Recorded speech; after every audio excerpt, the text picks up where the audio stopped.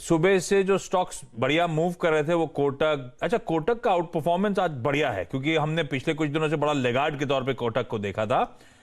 महेश्वरी साहब, आपने SBI card के नंबर्स देखे, हालांकि आप जब बैठे थे उससे जस्ट पहले ही आए हैं, तो पता नहीं आप देख भी पाए नहीं देख पाए। एसबीआई कार्ड्स पे आप लोग का व्यू क्या बन रहा है?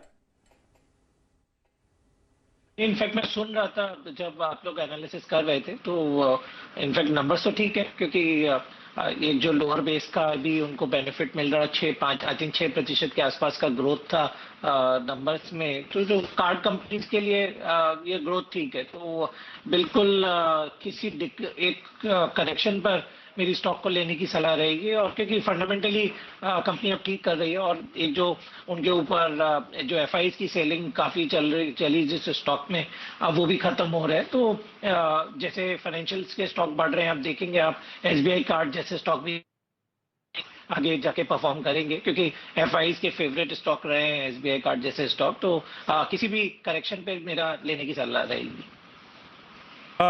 बजाज ट्विंस देखिए भैया, आज टॉप गेनर्स में परसेंटेज वाइज दोनों 10-10% उछाल के साथ ट्रेड कर रहे हैं। पिछले कुछ दिनों में तेजी भी आई थी, उसके बाद आज देखिए क्या शार्प रिएक्शंस हैं। और बजाज फिनसर्व, एक स्टॉक को 5 में स्प्लिट कर देना, उसके ऊपर 1 for 1 का बोनस, ये बजाज फिनसर्व का गणित बैठता कैसा है जान लेते हैं सुमित से। क्या करके आए मैथमेटिक्स आप? देखिए, इक्विटी डाइल्यूशन है मेजर, तो बजाज ग्रुप में इतनी बड़ी इक्विटी डाइल्यूट शायद हाल फिलहाल में नहीं हुई। बजाज फिनसर्व में तो कभी हुई नहीं, जब से लिस्ट हुआ तब से लेकर आज तक।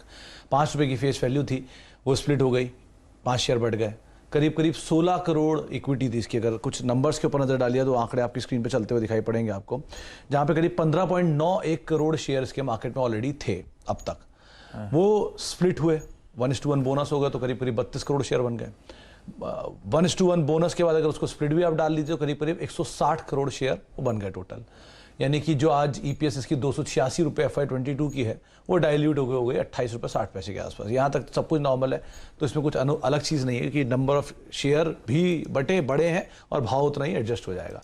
लेकिन अगली बार अब इस तरह की ईपीएस को मेंटेन करना उतने बड़े इक्विटी साइज के साथ, वो कंपनी के लिए होगा चैलेंज 1। अब दूसरी प्लेट आएगी इंपॉर्टेंट, बजाज ग्रुप के सभी कंपनियों की इक्विटी आपकी स्क्रीन पर आएगी। बजाज फिनसर्व की अब सबसे बड़ी इक्विटी है 160 करोड़ शेयरों की। इसके बाद सेकंड अगर लार्जेस्ट कोई है भी तो बजाज फाइनेंस है, जो कि इसका आधा भी नहीं है, वो 60 करोड़ इक्विटी के साथ है।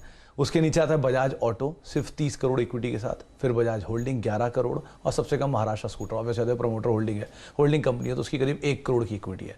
तो इतना बड़ा इक्विटी डाइल्यूशन अब तक किसी कंपनी ने नहीं किया है बजाज ग्रुप की, जिस तरह की इक्विटी डाइल्यूशन इसमें हो रहा है।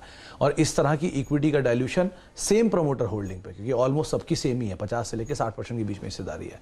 तो विद टाइम इतनी बड़ी इक्विटी का डाइल्यूशन, ये आज तो बढ़िया तेजी दिखा रहा है, लेकिन अगर अर्निंग सपोर्टिव नहीं रही गोइंग फॉरवर्ड तो शायद डाइल्यूशन का एक नेगेटिव इफेक्ट भी कंपनी पर हो सकता है।